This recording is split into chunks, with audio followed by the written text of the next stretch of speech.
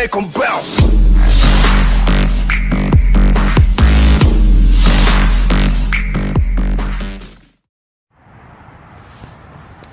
Hello everyone, welcome back to the Actual Show, and today we have another video for you guys for the second week of January, and it is the top 10 worst, well, not worst, but best matches of 2017. But later, probably not today, but later, I will be uploading another video about the top 10 worst matches of 2017. So let's just get started with number 10. So the number 10 is going to be the Elimination Chamber match at, of course, Elimination Chamber 2017 for the WWE Championship. So we have The Miz taking on Dean Ambrose, taking on Baron Corbin, taking on Bray Wyatt, who eventually won, taking on AJ Styles, taking on the original champion, John Cena. And he eventually won the title from AJ Styles, which we'll get onto later. Tying the world record of 16 wins of the championship with Ric Flair. A lot of great moves, like when Cena jumped off of the I believe it's a pod. I'm not sure what it's called, where the wrestlers entered from in the Elimination Chamber. But yeah, he jumped off of it. The only bad thing I had to say about the new structure of the steel cage was that it wasn't as extreme as before, because now the ground is, instead of cage, it's instead of steel, it's pads match. So yeah, that's why that match was number 10. So this next match was at Extreme Rules, a fatal 5-way to determine who was going to face Brock Lesnar for the Universal title at Great Balls of Fire. And it was Roman Reigns taking on Samoa Joe, taking on Seth Rollins, taking on Finn Balor, not two Finn Balors, but Finn Balor and Bray Wyatt. And eventually, and surprisingly, Samoa Joe won that match. That's why this match was good, because they didn't make it obvious and make Roman Reigns win. And they went along with Samoa Joe. So that's a good match. And that pay-per-view wasn't as good as expected it to be. But overall, that match was great. So that's why it's number 9.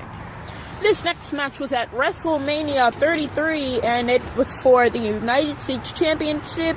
And it was the original champion, Jericho, taking on Kevin Owens, who eventually won the match. Now, the reason why I put this at this spot was because the match was great, and what it made it even better was the storyline of it, of how Kevin Owens betrayed him at the Festival of Friendship, and how,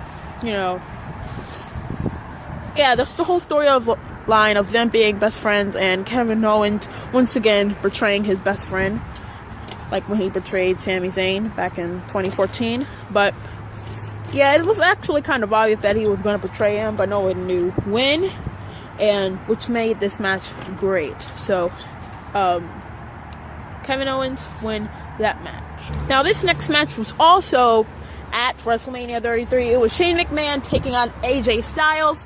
Now, just like that match, the previous match we just did, this match was great, and the hype leading up to it, storyline, made it even better.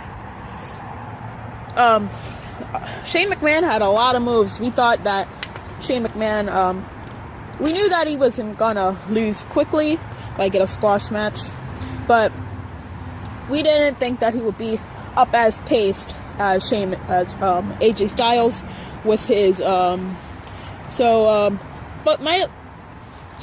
lot of the highlights were, some of the highlights were Shane McMahon hitting the shooting star press and failing again.